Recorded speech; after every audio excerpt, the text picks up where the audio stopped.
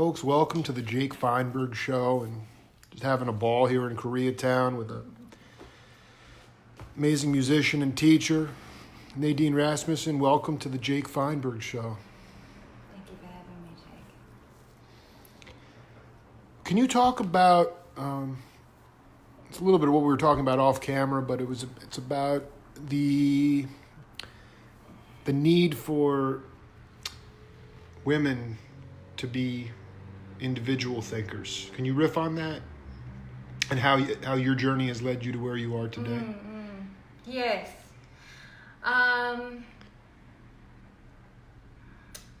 Basically, it's something that's been on my mind recently. It's something I've contemplated over time, really, as well. But thinking about my own journey in music, thinking about where I am now, which is a really happy place. You know, I'm very excited about where I am musically and also professionally in the other creative fields that I'm involved in. So it's really with thoughts of how to sustain a creative life as an artist, as a woman. And I noticed that young girls in particular have been socialized to be mainly relational in the way that they approach any endeavor that they undertake. So young girls are taught, and it's a societal thing, it's a cultural thing in Western culture and many other cultures, where women are taught to be relational in families because that is seen as their role as a nurturer, as a peacemaker, someone who facilitates the well-being of others as well as themselves. But that is, a role that women take on from a very young age.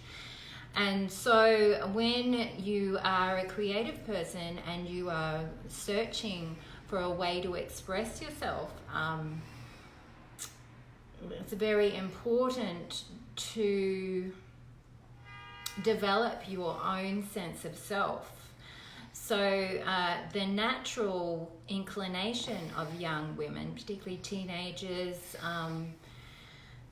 where social acceptance is a very big factor of, the way that the developmental process that you go through. So, and young women, is that you are looking outward at other people you respect, perhaps mentors, musical mentors, culture at large, what other artwork has been produced. Instead of it being you're true to yourself. Yes. Instead of and you're being reactive to everything going on. So putting too much power outside yourself, and like, for example, in jazz institutions, educational institutions, they're often male dominated, and I guess buoyed by the patriarchal way that those institutions are set up, a lot of young men go into them and have this bravado where they're very sure of themselves, whether they're good or not, frankly. They can go in there, take on what they want and discard the rest, and push through what can be a very challenging, rigorous, but also competitive environment. And that is something that a lot of women find crushing, because it doesn't allow them to nurture themselves. But it's antithetical. Yeah, it's antithetical to how music is made anyway. Real music. It has to be communal. It can't be competitive. In a group context, Well, yes. that's not the way it operates all the time. Not in the academy. I agree with you. Yeah, jazz absolutely. Institutions and the institutionalization of jazz, and classical music are many things. But I mean that is the reality, and that is something that women bring to the table. That is really important for balancing out creative art in general. But in order to develop your own sense of your own voice, it's very important to travel internally and listen to what your heart is, what your spirit is sort of pulling you towards, what you are attracted to naturally. And to follow those instincts in a very conscious way. So, can you personalize it for yourself at some point? Like, yeah. Can you talk about it from your own? Yeah. Okay. From my story, so I started in classical music as a youngster. I learned the viola. Went to college. All of a sudden, after 2 years of college, decided that I did not want to be a classical musician. Switched to jazz, became a professional jazz musician, singer. So I stopped playing viola for a long time. And I immersed myself in that world, in the jazz world, and have many beautiful, amazing friends who are jazz musicians that I still play with. And as a 21-year-old, I remember I had some mentors who told me literally that period of my life, being 21, was the best age to be. That was the age that I was the most marketable, the age that I should be just embracing and really flying with my professional output. And I must say that at that particular time in my life was actually the lowest point of my life. I was very unhappy personally, and really at a crossroads professionally, because I just moved into jazz and I was searching around for influences, and I was undeveloped, so I needed to just continue growing without trying to, become what the kind of jazz singer that seemed to be successful in Sydney at the time. Yeah, no, I want to be clear about something. When they said you were at your peak market value, so they were trying to make you conform essentially to do stuff that you were. Well, no, I think that was what they saw as helpful, because they knew that I wanted to be a professional musician. Right. And so they were talking about me as being able to make a living out of what I wanted to do. And they were trying to point me towards, encourage me, encourage me to follow those, those desires to be a professional musician. So it wasn't the advice that you just really were at a place in your life where you were not. Well, I felt the opposite of what they were saying. They were like, this is your time. Your 20s are going to be the most fulfilling, the most exciting time of your life. You're going to be firing, and I was not. And I also found that that piece of advice quite dismaying because of where I was personally. I was in an abusive relationship. I was a mess. And you don't really know. I mean, at 21, I didn't have my voice at 21. I mean, but I mean, that is that can be the apex of different people's careers, their Absolutely. 20s. Some people peak in their high school years. Some people peak in their 20s. Some people peak in their 30s. Some people peak in their 40s.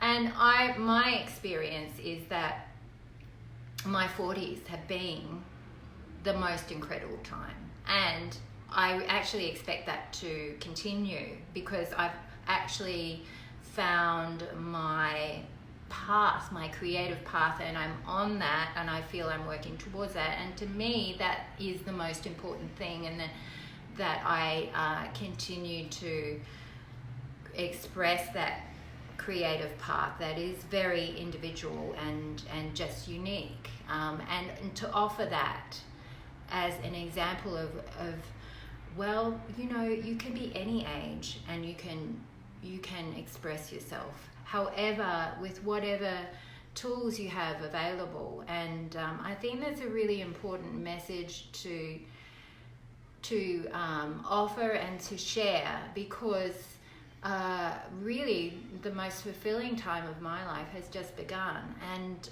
you know, I just turned 47, so as a middle-aged woman, I feel compelled to share that sort of information because it's my experience. That's all, really. How can you talk to peeps out there around the world about how you learn to let go and not look back and realize that it was just that it was a chapter, but yet it's not something that you were going to spend Well, I mean, you're talking about decades of life. Well, but a lot of cats can't let go of stuff for the rest, you know, so how did you, you know, was it... I did it the hard way. You know. But you're on your creative process and your path now, you're peaking right now, I think is what you're saying. Well, it feels that. It feels that way because you were able to let it. So how has that cultivation of letting go happened for you? I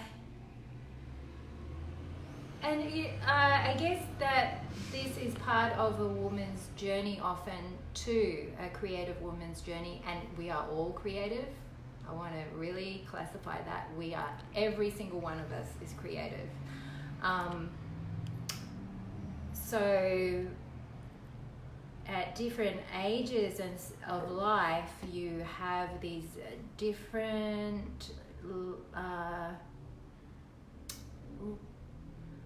archetypes that can play into your role in society, your what you offer, what you can share. And for me, in my 40s, as a middle-aged woman, I think that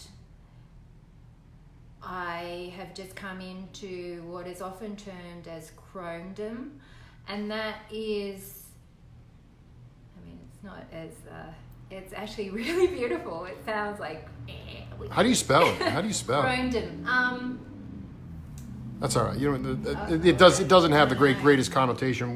But what does it mean? It means that you are someone who has a lot of life experience that allows you to speak truth, and often speak truth to power, in a way that is just grounded in experience that when you were younger you didn't have. So there's that. There's the fact that you can light the way for others, that you can mentor others in a way that will assist them on their own journey. And that is not something that often younger people can do, because they are, and rightly so, they're developing their own instincts and practice and professional practice. So and that's a really, as well at the same time as finding my own soulful expression and sharing that. So there are like many different parts of being of that archetype, and it's a really beautiful one as you get older that you can grow into. So, Could you just play a little bit more on the violin for the audience? It's a viola. Viola, oh my God, Viola, please. Yeah, okay.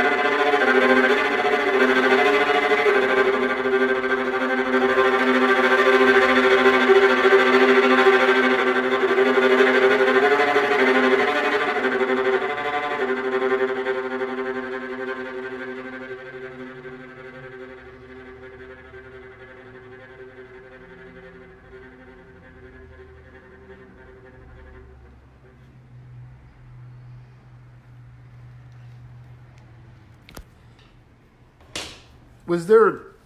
That was phenomenal. Was there a point in your evolution as a musician when you just threw the, like, how did you learn to throw the book away? I mean, people will look at the viola and say that it's a classical instrument and that you would sight read, you know, classically and take, I mean, was there a point where you just got sick and tired of taking a direction from a conductor? And then I guess it wasn't really the conductor, to be honest. What was it? It was just I didn't feel like I fitted into that scene, the classical music scene. Like as a personality, it wasn't where I wanted to be, and it didn't feel like home. And I didn't want to spend my whole life trying to fit in a place where I didn't fit in. And I knew enough about it because I had grown up playing in youth orchestras, and so I knew what that life looked like, and I knew that it wasn't for me. So I had to just have a come to Jesus moment and accept the reality that you know, I could have tried to conform to that, but I guess for some reason I decided to do something different. Do you feel like, I mean, not to paint with a broad brush, but I mean, is one reason it's so uptight and square because there's a lot of people that actually don't want to be doing it and feel compelled to stay in that bag? I mean, you broke away from it. It didn't feel like home for you. How many people? Yeah, you know, I don't know. I mean, I think a lot of people in that world feel at home, and that's fine. I mean, I have nothing against that world at all. I have lots of friends who are in that world, but I know that it wasn't for me, and I recognized that when I was about 20. So go through the methodology. I really want you to talk to cats because you just went through a very complex piece. You made it look really easy. How did you learn to improvise on an instrument that is normally considered a classical based instrument? Where, you know, so did you learn off records? I mean, no. It just took me. It took a long time, and there were a few turning points. I mean, the main one was improvising as a vocalist, being a singer in the jazz genre, and as a gospel singer as well, because I used to sing with a choir in Australia, the Jubilee Choir. Was it like a sanctified kind of thing, or what kind of? It was established by Joy Yates and her husband Dave McRae, beautiful musicians who started this choir.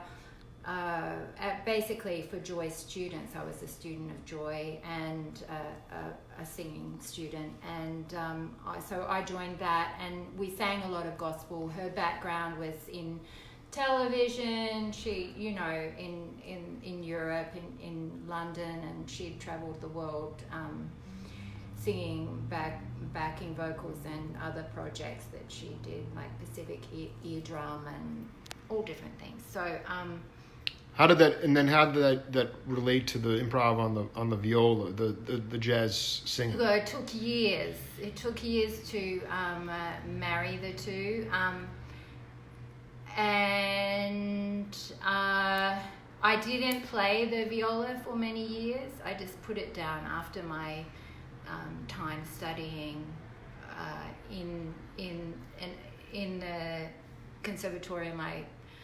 I was put off, so I put it down. I didn't touch it for a while, quite a while. But then I had a baby, and she changed my life. And so, how does that relate to improvising? No, it's cool. Birthing is a child. Yeah, you know, it's creation. It is creation. And I think you actually, I think it's one of the greatest psychedelic trips, normal trips, because it takes you outside of yourself all the time. Yeah, I mean, yeah. So fundamentally, it's going to change your point of view, which is going to change your how bold you are, how fearless you are, and how you can create improv. I mean, yeah, I mean, it certainly, having a child took me to a place where my journey was no longer the focus. The well-being of my child, and my journey took on an aspect where I became aware that I was her role model, so that she would learn a lot from what I was doing. So I needed to be intentional about what I was doing with my life. And when my relationship with her father ended, she was very young. She started school around that time, and I all of a sudden had a little bit window of time where I could explore my own writing and improvising. I had started to play with an improvisational group called the Splinter Orchestra in Australia, in Sydney, and they are a large form, very quite avant-garde, I guess you'd say, exploratory music. I love that word, avant-garde. It's very textural what they do. Right. So using instruments in with extended techniques, and basically playing them in ways that they're not usually played. So I started experimenting on the viola in that way then, around that time. On the bandstand, like on or in rehearsal, or you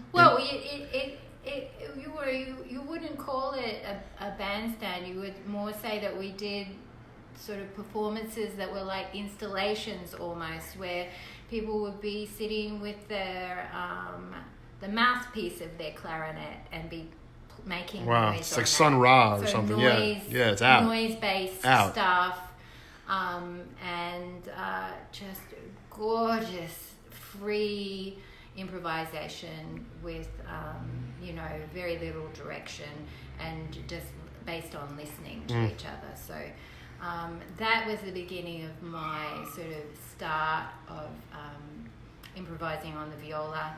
And then I decided to, because I had this little window of time where my daughter had started school and my mother was living with me, and she supported me,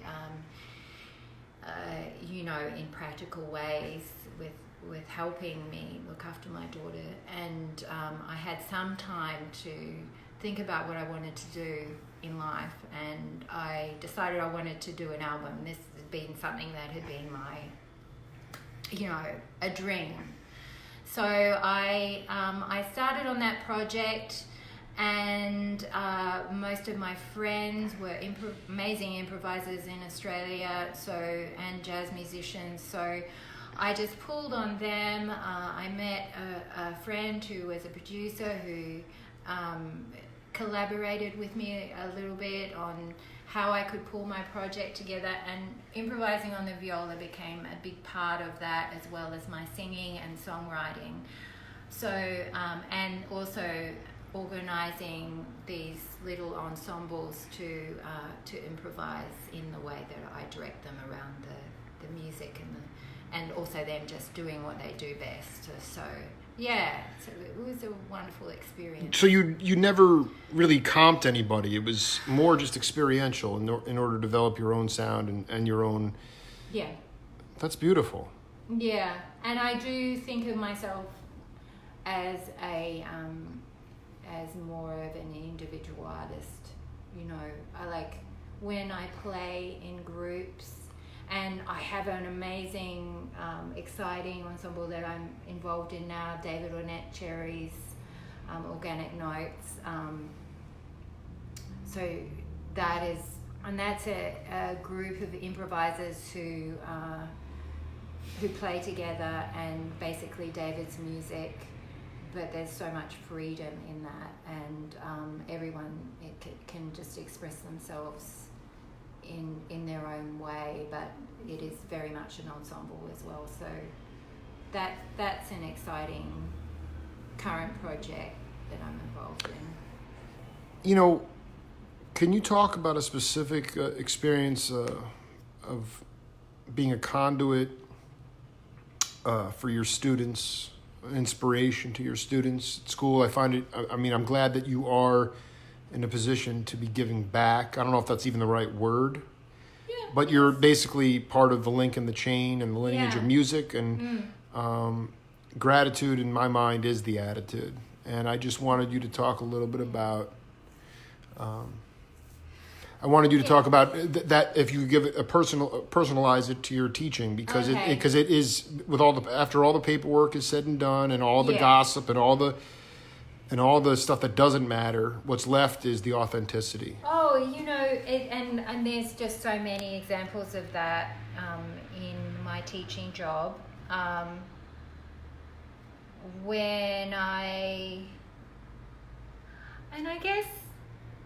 It's not something I really speak about a lot, so, I'll share it, but it's only one example of many. When I was working for Viola, which is Youth Orchestra LA, one of the students who was in my class, so it's an after-school program for violinists. I was teaching a violin class, and he ended up, Anthony Gonzalez ended up being chosen to be the character of the Disney Pixar movie about a little Latino boy. I don't watch any TV. Oh my God, it's huge. Well, maybe the audience can help us out. But I'm sure the audience knows. It's that movie, Anthony Gonzalez, and he plays this little hero, sings some songs, and he was in my class when he was auditioning and got cast for this big Disney Pixar movie, which I'll remember the name of. Yeah, don't worry, it'll come back. It'll come. Anyway, so some of Disney and Pixar worked really closely with Anthony to mold the character to who he was, and at the time I was offered the opportunity to share meditation practice with the children of my class. So Anthony was in the class, one of the classes that I did meditation practices with, specifically designed for children, and when you work with that, the community that we worked with is an underserved community. It's a free program offered by the LA Field, and in conjunction with a neighborhood after-school center. Sure. And so these children are often extremely stressed, have a lot of things in their lives that they have to deal with. So they're in this after-school program after a full day of school, and they need to focus on learning classical music to a very high level. So sharing meditation practices with them was really important to me, because it was something I was involved in. And so my meditation teacher, Michelle Pascal, even came and held some sessions with the children. But one of the practices that I used to do with the class was that before every piece that we would play, particularly for performances, I would say, breathe in, and they would breathe in through their nose, and hold it, and then breathe out, and they would go, and it would just give them that moment to calm their brain and to bring them into being present, which is so important for music, is to not have this really stressed out situation where you're trying to perform and you have this brain and you're a kid. It's like very hard. So teaching them those techniques, and it's actually something that his character does in the movie. So I can't wait to get the name of this movie. Before he sings, he does that breath. And when I saw the movie, I was like, oh. So he obviously was like, he said my teacher. He said my teacher hit me to this. They have a close relationship with the animators and the people who developed the. Well, props movie. to Disney on that. I mean, that's he was so, and he used to do that with him. Oh yeah, he would do that because and it was something that I shared with the children as a way because it's something I've personally had to work on is nervousness, anxiety, and that kind of thing. So all through the decades I had to deal with how am I going to calm myself, how am I going to be present and just give the best performance I can at that moment. So this is something that I have always been working on, and also with my meditation practice and being mindful. So it's something that I had adapted to help the children just instantaneously calm. Yeah, and it was in the movie, so there you go. That was fun to see. I feel very strongly the presence of your father here. And I just wanted you to talk about if he comes to visit you in dreams, do you connect with your father? And what do you still think about him the most as you go on your journey? He was an indigenous to New Zealand, is that right? Yes. And what's the name of the indigenous population? Maori. Okay. Can you talk about, does he visit you? Yes. Yeah. Yes.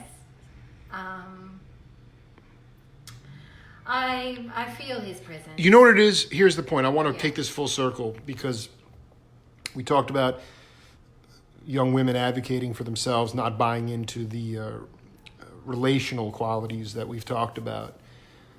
But the male figure, your father, was a role. What still stands out about what he was inspiring to you as a male figure? Okay.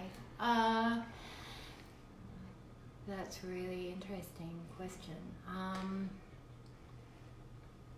I think that my father, above many things and along with many things, he was very honest. And that is a rarity, unfortunately. You're just talking about, you're talking about like he was honest about his shortcomings, about what he knew what his strengths were, and or the way he lived his life, all across straight the ahead, board. straight ahead. He was very humble. He never, and it's something that I've struggled to come to terms with in American culture is how everyone feels the need to tell you how great they are. And it's just a lot of insecurity. He is, wasn't an insecure cat. No. Yeah. But it just wasn't. Yeah, I don't think it would ever have occurred to him to tell anybody how great he was. But he was, and everybody who knew him knew how great he was because he was just very kind, very sweet. He was a really big man, very, I guess, like a lot of Polynesians are. They can look intimidating, but often they're very big softies. So did you have some closure with him before he transitioned? I did, yeah. I got to tell him that he was my hero.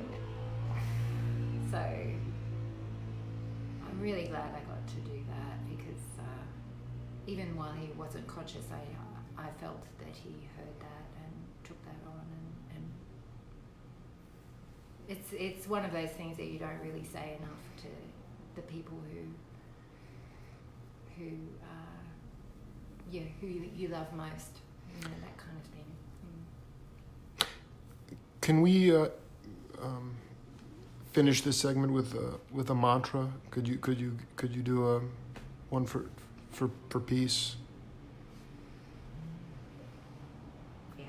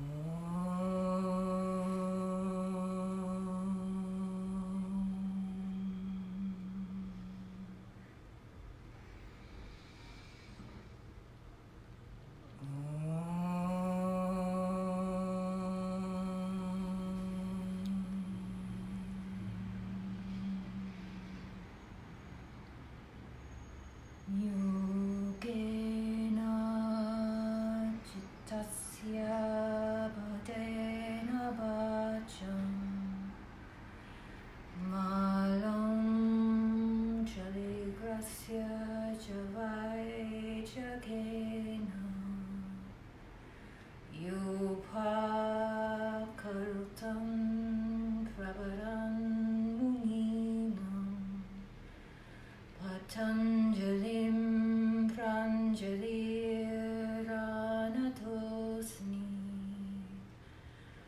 Abahu Purushakaram Shankashakrasidahinam Sahasra Shirasam Shwetam Pranamami Patanjalim Hari